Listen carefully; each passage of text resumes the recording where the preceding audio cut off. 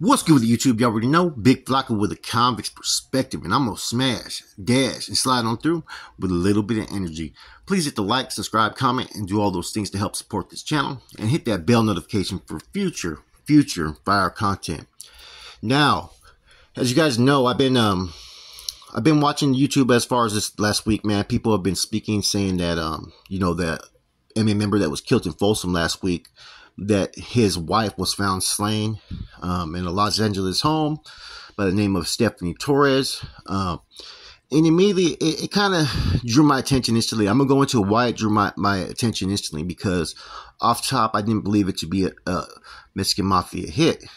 Now, after doing a little bit of research, right, there's some things that, to me, would stick out that would not make sense or make me believe that this was actually his wife. Okay, yes, there was a Stephanie Torres who was from San Fernando Valley. She was murdered, yes, in her home. But there's a lot of things that stick out that make me believe that this wasn't not only a Mexican Mafia hit, but that she wasn't even his wife. Now, Michael Torres, most guys we already know, had been down since 2007, 59 years old. Now, the alleged victim in this case recently, right, was a 38-year-old, right? Now, he's 59 years old. That means that when he went in for the current crime that he would have been still in on, right, she would have been 22 years old. Now, that's not to say that, mafiosos, carnales, as we know, like Tibbs had a wife that was way, way younger than him, right? It's not to say that they don't have wives that are that young. But it kind of does stick out as a red flag. Okay. The second thing that was a red flag is that the alleged suspect was a 34-year-old female named Evelyn Torres. Now, off top, if this was to be a hit by a prison organization, they're not going to send, one, a female to do it. Two, possibly a relative. That just isn't going to come into the equation of even happening. It's going to be done by somebody else, probably an associate, maybe a member, who's going to go handle business, and that's it. Now, from my understanding, this case that, my condolences to the family, was over a house dispute over who was going to take over the home. Now, could this have been a family member to Michael Torres? Yes, possibly. But there's no proof of that either. So I don't want to sit there and start any type of false rumors or propagate any information out there that could be misleading to the public. A lot of people tune into our channels, and they're expecting us to put out credible information. Therefore, I'm not going to sit there and say something that it isn't. Number one, I don't have no proof, and I looked everywhere. And you would think that this would be in the news media outlets if a Mexican Mafia member's wife was in fact killed. Okay. Number two, like I said, the age, 38 years old. It's not to say that he can't knock a 38-year-old, but in this case, it seems very unlikely. And three, they're not going to send a woman to go do the job. They're not a part of these organizations. They may play a role from time to time. And see, that would have been the only justification if it was his wife, is what type of role did she play in the organization as far as for her husband's business, and does that expose other carnales? Does it put them at risk? Then, and only then, would you see them go after a particular family member. They don't just do it just to do it. They don't just whack someone because they're a relative. A lot of times they have to be in the mix or play some type of role that either an example needs to be set, right, towards that mafioso or carnal or whatever it may be, whatever organization they're part of. But they would have to have had some type of information that could have an organization kind of, worried. And in that case, I don't think any of that plays into the situation at hand. As we already know, Michael Torres, most guy, had a lot of stuff going on, from the little demon hit to the way he was in the county jail. And, he ran that jail for a minute with an iron fist. And a lot of people got caught up on cases based upon his orders. So there is a lot of people who didn't like the way he operated things.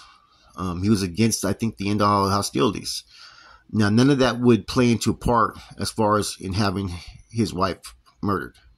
So, therefore, this video is to bring awareness that, look, man, sometimes we gather information as, journalists, hood journalists, prison journalists, whatever you want to call us. But we have to sit there and put accurate information, because once stuff gets out there, a lot of people don't always probe and do proper R&I, research and investigation.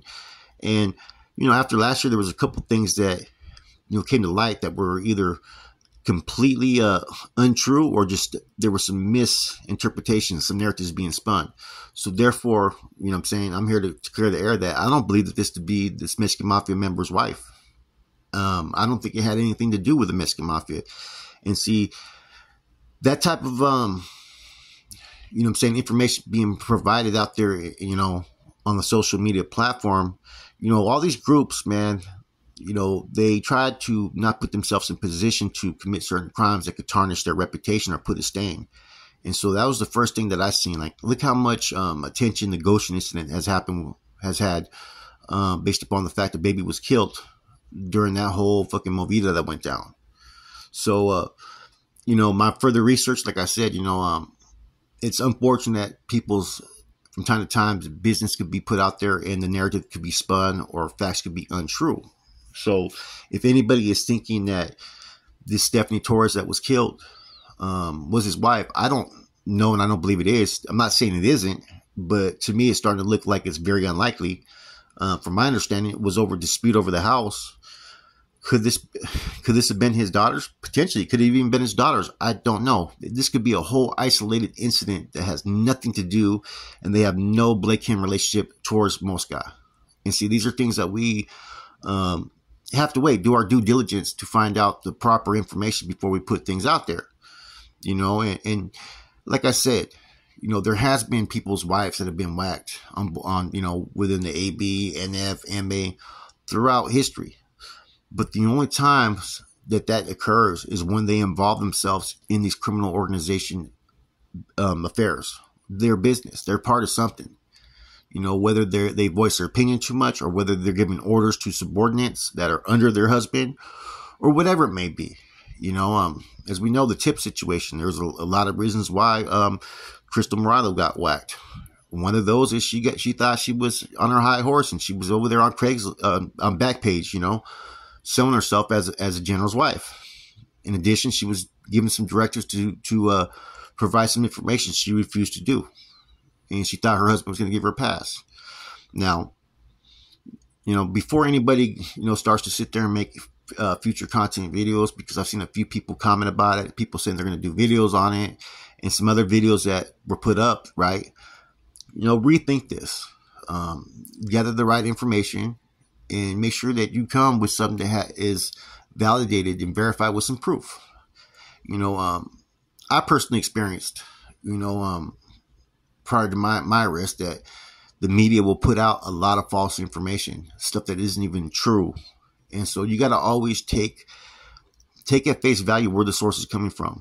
A lot of times these media outlets are spinning their narrative to make their stories look more creative.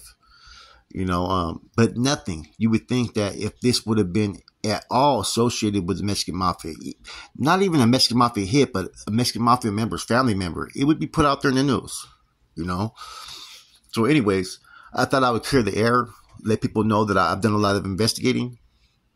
And to my knowledge, this isn't his wife. I'm not saying that it isn't, but from the information I was able to gather, it wasn't. And this had nothing to do with the organization from down south.